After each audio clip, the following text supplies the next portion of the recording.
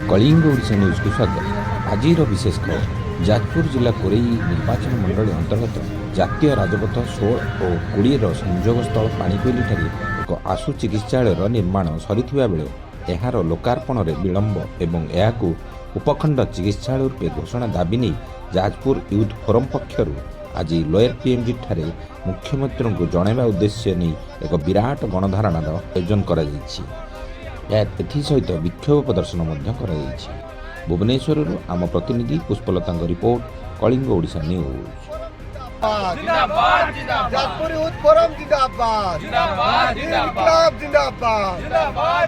आमे भी दाबी रखी सरकार पाखे मो विधायक हिसाब से रखी भाई मोर जो दाबी देता मो पाखे रहा मुझे निश्चित एटा को आलोचना को नेबी खूब शीघ्र नेबी अधिवेशन सुरखुर चलला समय निश्चित एटा कार्यक्रम करी कारण आम जो रास्ता घाट आस विभिन्न दुर्घटना भी देखुं विभिन्न दुर्घटना शिकार होती से अंचल जदि आमर कम से कम ट्रमा केयर सेंटर से रास्तार थी आम लोक तुरंत चिकित्सा सुविधा दे पार बड़ डाक्तखाना को आने पर्यंत व्यवस्था कर दे पार। मु सुशांत बेहरा जाजपुर यूथ फोरम रू आसी आज आम आसचु ये एक गणधारणा दौचु जे जाजपुर पाणीकोइल ठारे विगत सरकार समय एक ट्रमा केयर फैसिलिटी करा जायतिला जोटा कि NH 16 एवं 20 मध्यवर्ती संजोग स्थल रही से रास्ता देकर आम राष्ट्रपति भी घर को जाऊँच मोहन माझी मुख्यमंत्री से रास्ता देकी भी घर को जाऊँच तेणुक माने बहु माने इम्पोर्टाट प्लेस से एक जाजपुर एक इम्पोर्टाट प्लेस जोटार कि ट्रमा केयर गठन करा किंतु वर्तमान सरकार से मेडिकल को चलई न पारी ताकू बंद कर पकई केवल विगत सरकार जो रंग मारते से रंग को चेंज कर नुआ रंग मार्चंती एवं से मेडिकल कौन एपर्तंत कार्यक्रम करना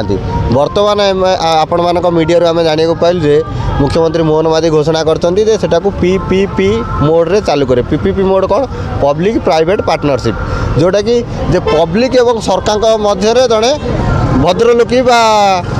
माने सेकेंड पर्सन जोटा कि माने कॉर्पोरेट सेक्टर कहवा मेडिकल जो मैंने चलाउछन्ति कंपनी से माने आसिक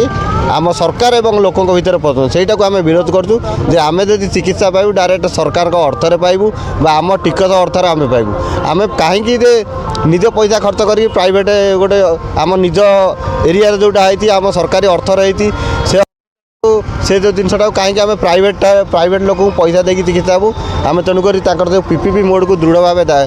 माने निंदा करुचु आम दाबी करुचु से PPP मोड को हटातु जदि से न हटेबे आम विगत दिन गोटे आंदोलन करके आम से पाणीकोइली हॉस्पिटल कतरू कलेक्टर ऑफिस जाके जाइलु पाखापाखि 30 किलोमीटर रास्ता पदयात्रा कर जाइलु आज सेठू आज भुवनेश्वर जाके आसू जी एति काम आम कर काली सकाଳେ से जाजपुरवासी उठिक आस विधानसभा घेराव करेंगे विधानसभा आगे निया दलिव एवं सरकार प्रस्तुत रुहतु से विरोध को सामना करने। धन्यवाद। देखो मुझे राकेश साहू सभापति जाजपुर यूथ फोरम आमे माने जाजपुर पाणीकोइली आसचु जाजपुर पाणीकोइल ओडिशा सरकार तत्कालीन पूर्व सरकार गोटे ट्रमा केयर सेंटर करते ट्रमा केयर फैसिलिटी सेंटर आमर स्वास्थ्य सेवा को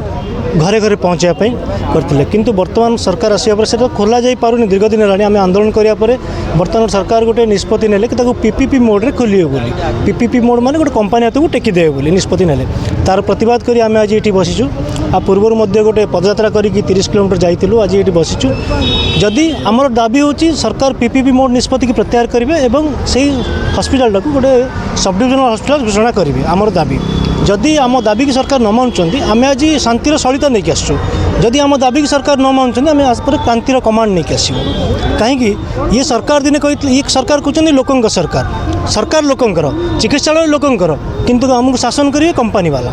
तो ये तो ओडिया अस्मिता नुह ये तो अस्मितार कथा नुह जदि अस्मिता कहते जदि लोकों सरकार ताले लोकों चिकित्सा देवाई लोकों सरकार ही से चिकित्सा देवे कंपनी व्यवस्था ये कर